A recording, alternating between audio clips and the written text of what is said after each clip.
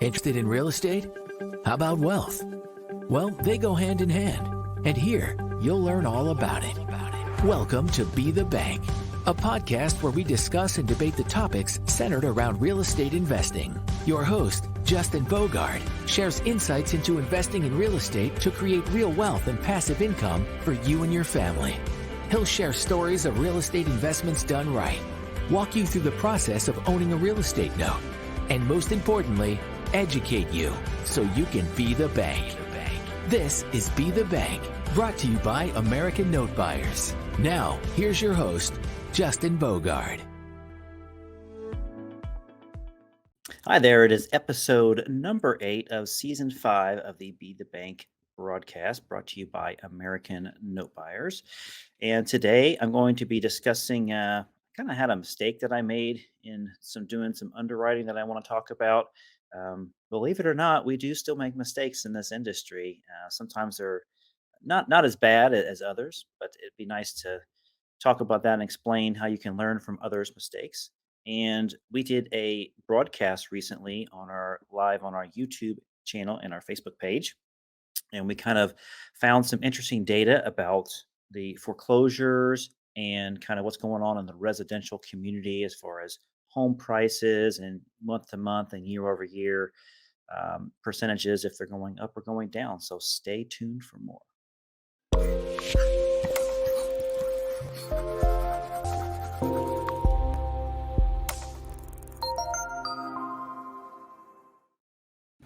Richard, what's happening, my dude?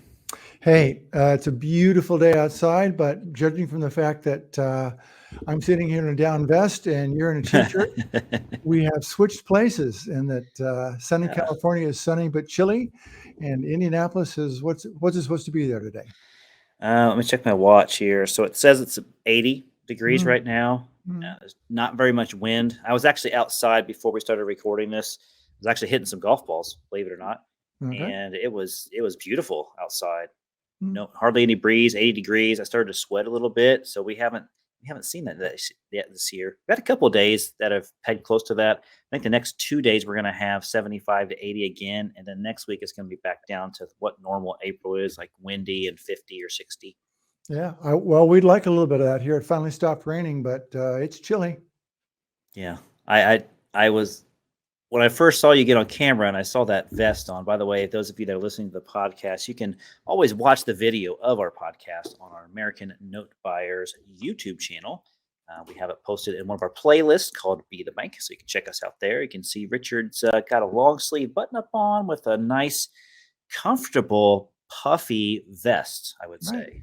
Mm-hmm. That's right. That's accurate. And it's keeping me warm. Yeah, it looks like you're ready to go on the slopes or something. I wish. Although the slopes here are, Tahoe, they got 750 inches of rain or snow this year. 750 inches. Wow. Inches. That is a record tied with 1950. Wow. So how consistently deep is it on most of the mountain? Well, I'll tell you, around the cabin that we have up there, I'd say there's about 10 feet of snow consistently around there. Huh. That seems like it's very interesting to drive down the roadway because you feel like you're driving up against this wall of snow. Yeah. Do you remember the blizzard of 78? I do. So the blizzard of 78, I was born in 1978, for those of you that are listening and watching us here. So my mom and dad would tell me about how, because that's very unreal to have that in Indiana. And they said, it was like driving down just a corridor with 2 really high walls next to you. And they basically, for a couple of weeks, couldn't really do anything. Those of you that have experienced that, we'd love for you to chime in on our YouTube channel or leave us a little comment about it, because we'd like to hear about that. It makes parking difficult. You shouldn't even leave your house, really, until it melts. But what are you going to do, right? That's right. That's not what we're here to talk about today. Okay. We are here to talk about some mistakes, particularly from this guy here talking with the microphone. So we have our company portfolios that we have together. We have our company portfolios outside of what we do, Richard. And then we also have our private portfolios for ourselves, and mainly our retirement accounts. So I have one small retirement account that's more like a trust. And so I bought a note about a year, 13 months ago, and I bought it from another hedge fund that had the account and it was escrowed and stuff. And so I bought it and I boarded it with my servicer. It's actually the only loan for that specific servicer that I had with my retirement account. So I just kind of moved forward with it, and the borrower's paying, and everything's fine. I get a email last week that said that, hey, the borrower mentioned that the house was caught on fire, and it's no longer livable, and they want to know what their options are because they have no insurance. Insurance. So I'm thinking, oh, yeah, I probably got forced place insurance on it. Not a big deal. Let's go ahead and do some research on it. And sure enough, I did not have a forced place policy on that house, even a blanket coverage, because I missed a step when I was boarding that loan with my servicer. This is something that I typically would look out for, especially, all of our business stuff. Everything's kind of automatic and set up with a process. But with my retirement account, I don't really go in the same asset management channel lanes as I do for like our company portfolio, because it's obviously much larger. And so I made that mistake. So I don't really have any options, Richard. I pretty much have to accept the fact that it's not livable and they need to sell it, and I need to get as much money as I can from it so that they can pay off, the debt that they owe. Luckily, this balance is only about $14,000. It's a pretty low balance loan when I bought it. It was towards the end of its life anyways. So I should be able to get the unpaid balance out of it by selling it. But man, did I dodge a bullet there. So do you think they're going to sell it? Well, they have no option. They either have to keep paying on it, which I don't see why they would if they can't live there, or they have to sell it outright. Mm-hmm. So you're saying it's beyond their means to do the repairs of the house? That's what they're telling me. They have, and maybe that's just a initial knee-jerk reaction to what had happened. Because, and by the way, nobody got seriously injured. Nobody was seriously hurt. It actually wasn't as bad as they described it. Mm-hmm. The entire house from the exterior, because I happened to be near this house when we were on vacation, actually on spring break. And it was about an hour and 15 minutes away from where we were at, just by coincidence. It did not seem like there was any fire damage when you look at it from the outside. It wasn't burnt to the ground. There wasn't any roof. There wasn't smoke coming out of it. There was one window broken on the second floor that I had saw, and I kind of peeked through it, from a distance, and I could see, just black inside there. So my assumption was basically the upstairs just kind of burnt really bad, and they were able to put it out, or the fire department was able to put it out. Yeah, sounds like a flip to me. Yeah. So because it's such a low balance, I think that's my saving grace in this. Otherwise, it could have been really bad. But this is another good reminder of the fact that you really don't want to break your process. You got a checklist. You want to do things just, like it's habitual, right? Right. And this is just one of the things that I dropped the ball on. Right. So for them, your hope is that they'll just quietly give you a deed in lieu, and you don't have to mess with any sort of foreclosure or anything, right? I could. My hope is that they just go and sell and do all the work for me and just pay off the debt. So then I don't really want to get involved with my trust or have my trustee kind of get involved with this. It's more work than I want to do. Right. Since it's kind of an arm's length transaction here. Mm-hmm. So my hope is that they'll just go out and sell it, which I think that they end up doing. But if they keep paying on it, I'm happy with that too, because I'm still making the return that I want. Right. And, right. So we're going to send somebody out there to take some pictures of the inside and get like the whole story, get, the fire department, maybe if they have some sort of report or, write up that they did based on putting out the fire, just so I have all the documentation. Right. But I can't go and get insurance on it now because it's already done. Yeah. Damage has been done. Yeah. Those ongoing things. I mean, it's one thing to miss something during underwriting or whatever, and we all do that from time to time. But I think because we all get so busy, it's very easy to forego and or miss one of those ongoing items. Yeah, and this was just a kind of a brain fart. The servicer that I was using for this is part of onboarding with them for your first loan with them for it because Right. every account you have to have your own account ID and it's treated as if you're a brand new entity to the company. So whatever blanket insurance coverage you have on another account, it doesn't overlap to this other account. So Right. I just didn't go through those steps in the beginning, just not thinking because I was like, oh, I'm doing air quotes here, escrowed account. It was escrowed, but it was just escrowed for taxes, and I didn't notice that when I was getting the loan boarded over to my new servicer. So, shame on me. It's the first time that's happened to me, but believe me, it'll never happen on my personal account again. And we Right. definitely have good steps on our business accounts where that doesn't happen either. So, Right. So something along that same line that doesn't have the downside potential that yours does, but that's happened to me that actually I had forgotten about until you were just talking about it a little bit mhm. here, is that I've had more refis in my portfolio. I think we've talked about this, and I would like. I've had about 5 now, and the reason for that is that we're obviously still in high equity. People's, I guess, credit ratings have improved enough so that that equity offsets some of the risk, and they're able to go out and get conventional loans. Great. Um, what I'm finding though is that to the degree that maybe there was an assignment or something like that was unrecorded, I think some of the people in our crowd are saying, "Hey, look, if this isn't recorded, it's not a big deal," and just sort of move on. Well, if they're refining you out and closing through a conventional title company, they're going to want everything recorded, and they're going to want it recorded correctly. And so I've had to go through some somewhat painful situations where in state of Georgia, you have to have 2 witnesses. If you don't have 2 witnesses on your assignments, they're not valid. So we had to go through and correct every assignment with everybody all the way back to when the property was first sold. It took 3 months. Yeah.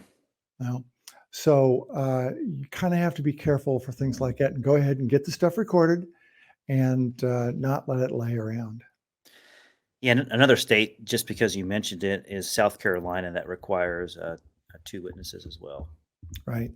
So, Right. I thought it was very odd. They also, state of Virginia or state of Georgia, says that in the notary statement that they actually have seen you signed the paper in front of them, mhm. the document. A lot of notary statements don't have that from XYZ state. Yeah. Because my owner was in California. He got something done in California. It didn't fit the Georgia requirement. And guess what? Ding, ding, ding. No bueno. No bueno. No bueno. Yeah, those things are kind of trivial, right? When you're going through it and you're thinking, that's not a big deal. But your example says, like, look, as much as a pain in the butt that it is to set up, going through it the first time, you might as well do it right. To Well, save no, you headache in the you don't. future. Yeah, you don't know what's going to happen because in this case, rates were rising, and the guy was losing his ability to close. Yeah. He was no longer going to qualify. Yeah, this is why we use attorneys to help us draft documents. We Yes. never draft any legal documents ourselves or use a template system for that specific reason. Some Right. things you can use a template for, like purchase and sale agreements, and allonges. You pretty much can use a template for an allonge. Most Mhm. assignments are very similar in about every state. There's a few of them, like for example, you need double witnesses and you have to tweak some things, but for the most part, the assignment is pretty much the same. A Mhm. deed, you definitely don't want to do yourself or templatize Right. because it will not work at all. Right. So you've switched us, right, from our current efforts from one company to the next, and you're kind of Yeah, liking the new one? we're using a newer company, so we're still using both companies. We have a different vendor that does our our collateral management, I guess I would call it, Mhm. which includes creating new assignments, new deeds, new allonges, and stuff. So we're going to try them out, see how they work, and see if it's a good flow. Since we have the fund in operation and we have our other accounts, we're just we're not putting all of our eggs in one basket. We're kind of spreading stuff out for different vendors as well. Because as you get larger, right, you don't want to put all of your stuff with one specific vendor, because that could be a catastrophe if something went wrong. So, All right. So tell me a little bit about collateral management with a firm like that, rather than say your servicer. well, the servicer doesn't specialize in managing collateral. That's not their area of expertise. And their area of expertise is really, servicing the loan, which is borrower outreach, collecting payments, documenting the principal balance on a monthly, a daily basis. And that's really their main area of expertise. A lot of servicers will hold your collateral and can they are competent enough to do the collateral. But if they're not attorneys, why put them in that situation, right? Even if you save a few bucks, you know, with as many examples that we have together and the one small example you mentioned before, Mhm. a lot of this stuff can be avoided if you just have a professional that does this day in and day out, collateral management company just handle this stuff for you. And so how much are they charging? How much is our new group charging us? Well, I don't know what the new prices are. It's all a la carte, right? You got different prices for them to basically take your collateral file and what they call intake it. And when Mhm. they intake it, they just go through and review it and make sure that the chain is sound on the assignment or the allonges and the deeds if necessary. They look for anything that's missing, like title policies that they may need with it. Then they give you the thumbs up or thumbs down, or they show you an exception report. And that is a cost to it. I don't know what the cost is off the top of my head. Then obviously they can hold everything in a secure vault after they digitize all the files. And then they basically it stays there until you have a change, and that change is selling a note or selling a partial or hypothecating it, and then you just keep on adding to the collateral file. Right. So how much are they charging, or how much is our last group charging to, say, prepare a deed and record it? Recording always depends on the county. It's anywhere from $30 to maybe $80 just Mhm. to record a document, depending on if it's a deed or a mortgage. Mortgages are usually cheaper than deeds. Preparing a deed is the most expensive document that I've seen. It's typically in between the $60 to $110 range for one of our custodians that have done it before to prepare a deed. Mhm. The reason I ask is because I just wanted to get your take on it. Because I'm getting one right now. I'm completely in agreement with you for both our A and B fund documents, but also my own personal stuff. Um, they're charging me $90 to review all the docs, Hmm. chain of title, to make sure my assignments are all correct, I'm getting ready to sell the note, to actually prepare the assignment, the allonge, and the deed. And then they'll charge me whatever the recording charges are, Hmm. in addition to the number I'm going to give you right now. But they're doing all that for $90. To me, that's the best $90 I ever Yeah. spent. I don't have to think about it. B, Yeah. I know it's correct.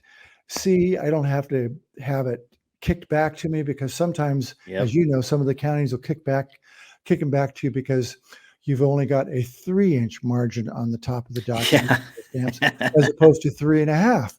And the first time that happened to me, I was floored. I said, I won't say what I said, but you know, you've got to be kidding me, and with Right. extra words, right? Uh, but that's the way they are. So, Yeah. It can seem expensive on the surface, where you're looking at the documents and you're seeing, why is it costing me a couple $100 to go through this transaction just for that part of it? Well, there's a reason for it, because you basically have a guarantee that if something screws up, they're going to fix it, and might as right. well. When you're doing a lot of these loans at the same time, well, then that cost becomes a very large cost overall. So you look for ways to kind of lower that cost, which is what another company that we have is going to be more, less hands-on and more auto processes. So there's still a human interaction and a human quality check to it, but most of the preparation is done through some sort of like automation process. Right. And so you're doing something that I think is very smart, that I think a lot of note buyers don't do. I didn't do it when I first started out. Hmm. And that is, you're pricing, you're basing our prices that we're offering people on a net basis. So you're figuring all those costs, all the servicing costs, all the everything, and you're saying, all right, here's our net yield. So does this meet our requirement, as opposed to a gross yield? Because I think a lot of people, Yeah. will buy something, they'll have it serviced by say Allied that only charges $18, but then they switch to FCI that charges 50 or whatever.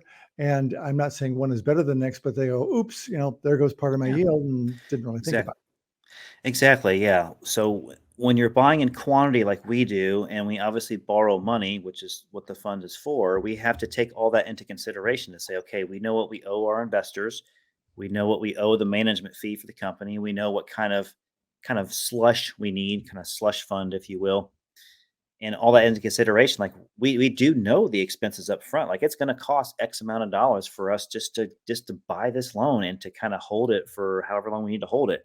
Since we know that, we might as well throw that in the equation, right? It's just like you owning a store that buys widgets from another company and then you resell them to consumers. You have to know what that widget cost and your internal operations, what you're going to spend to kind of sell that product as well. And so that way you kind of know your profit margins and you can predict your future cash flow.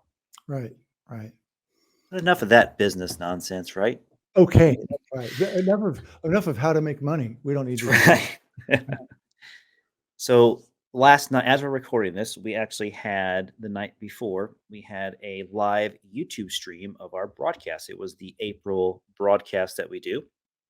And we had found some really good data of kind of what's been going on today, the past 60, 90 days, past couple years as well, as far as like foreclosures and kind of the residential home pricing index month over month, year over year. And so what didn't really surprise us, but what gave truth and a fact to what we've been saying, and we've been kind of shouting out to the masses, is that there hasn't been a lot of negative home pricing. There hasn't been a lot of negative things with foreclosures happening as far as being bad for, we'll say the economy and the real estate for residential, like single family.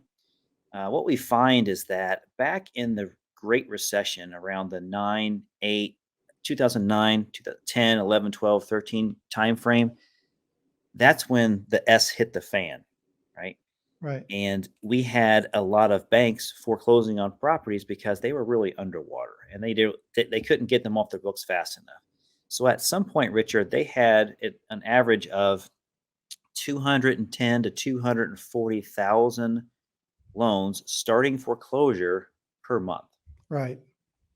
That's how bad it got. The Mhm. national default rate was well over 10.5%. I think it got close to 11.4% as a national default rate. Mhm.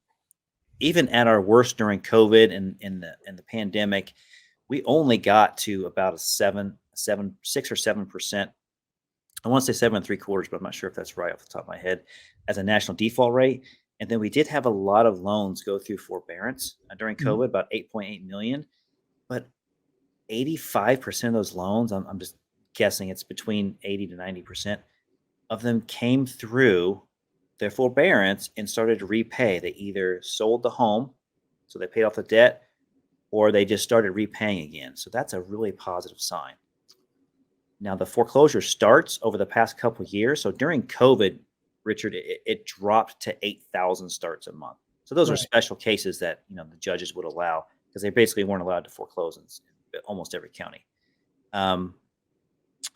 The foreclosure starts now have gotten up to about 32,000, 38,000, 32,000 per month, and now they're hovering steady between 29 to 30,000. That average hasn't been seen since like 2001 or 2002. Right. So we are not anywhere near a panic on residential real estate. The home prices that we saw on the home pricing index, Richard, the Midwest and the southern states and basically east of the Mississippi, it's been holding strong, and it hasn't really gone up crazy numbers and it hasn't gone down crazy numbers either. It's just kind of stayed just plain Jane, right? 3, 4, Right. 5, 6% just appreciating month over month or year over year. So it would be interesting to look at the stats at some point, and I don't know if they keep stats in this, on what percentage of those loans have been modified.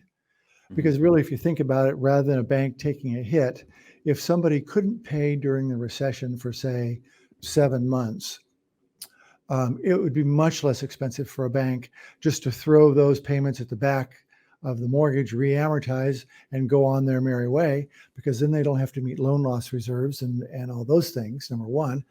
And number two, to what degree did the federal programs, which is saving one of our loans that we have, and help the borrower make up their payments and pay it even for like the next 6 months beyond that, offset all of that?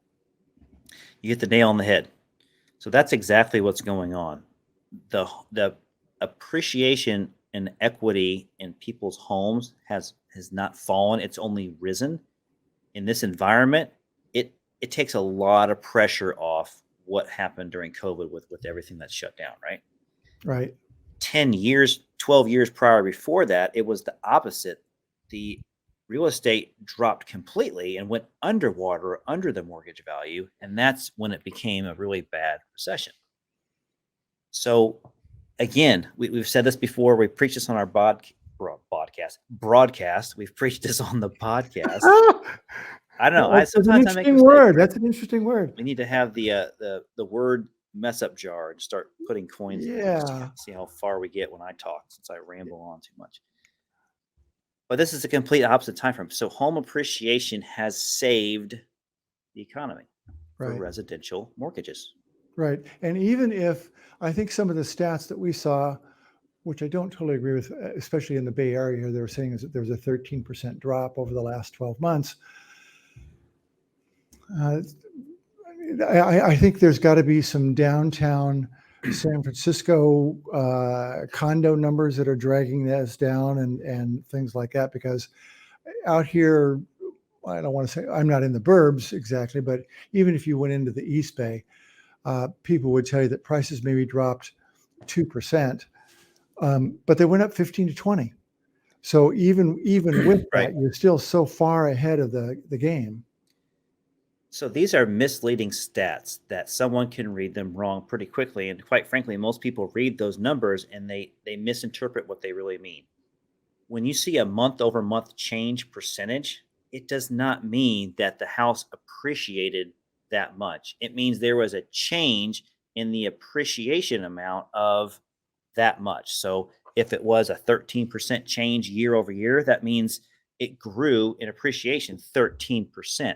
But if it has a negative number, you had already appreciated so much that it says it was a negative 5% growth from year over year. It doesn't mean it lost value. It just means it didn't grow as fast as 13% the prior year or the month over month, whatever stat you're looking at. So hopefully I explained that well, but that's what the misleading stats is out there. And that's what a lot of real estate agents or brokerage firms, they kind of mislead people, and maybe they don't mean to, but that's what the panic is about. People see those negative numbers out on the West Coast and they're thinking like, oh my God, don't live out there. It's terrible. Whoa, whoa, whoa, whoa. They're not losing value. They just didn't grow as fast as they did before. So that's all it means. Right. And I think, as we're calling around to buy various notes, we are seeing what that data indicated, which is nationally, housing prices have not dropped that much, if at all. I think that data said that they've actually are still increasing, albeit slowly. Maybe it's only 2.2 or 0.3%, but hey, that's better than some huge drop. Yeah. And I know certainly here in the North Bay area of San Francisco, I saw a presentation for the entire Bay Area by a realtors board. And they were saying, in general, yes, the market has slowed. Yes, you can say that overall it's dropped maybe 2%. But for houses that are well priced and desirable, we're still getting multiple offers. Mm-hmm. One of the ones in my neighborhood here got 5 offers over and went for $150,000 over asking. I mean, that's still a pretty strong market. It is. And the shortageness, I'm making up a word here. This is a Richard term, shortageness. Thank you. of inventory and causes that economy, that lack of supply. Yeah. So you have people, this is the hot season now. We're in the middle of April as we're recording this. So we got May, it's going to turn up a lot more with people wanting to buy houses. In June and July, it's going to get even heavier. So you're going to have a lot more situations to where if inventory isn't starting to be released, if people aren't wanting to move, and who's to blame them if they don't want to move because the mortgage rates have gone up 3.5% from when they had their mortgage. So why would they want to, right? It doesn't make sense unless you have to move. Somebody always has to move and someone always has to buy, right? But that's why you're going to see another log jam during this selling season of a lot of sellers being happy going, yep, I'm getting multiple offers again because there's not that much inventory out there. Yeah, there's not that much inventory. Certainly here in the North Bay, there's not that much space to build. Yeah. I mean, we got a lot of wetlands, and people, sort of beef, I think, about Marin County and areas like that and say, oh, gee, it's very ritzy. Mm-hmm. But what they're not thinking about or acknowledging or knowing, I should say, is that I think it's 85% of Marin County is agricultural. Huh. It's got cows on it. It's got, all this other stuff. And you think, well, gee, it's very she. Well, there's just not that many places you can build. And so that's a large part of it. Richard, awesome having you on the podcast again today. Thanks for being my partner in the business. I appreciate us talking about our mistakes that we make, because we all make mistakes still. We try not to make them very often, but we're definitely not afraid to admit them, because if anything, we learn from them, right? We do. Sometimes it's painful, but we do. It's not fun to admit your mistakes sometimes, but hey, this is how we grow. That's right. All right, everybody. Until next time, this is episode 8 of the Be the Bank podcast, season number 5, brought to you by American Note Buyers. And we will see you on episode 9. See you. See you then.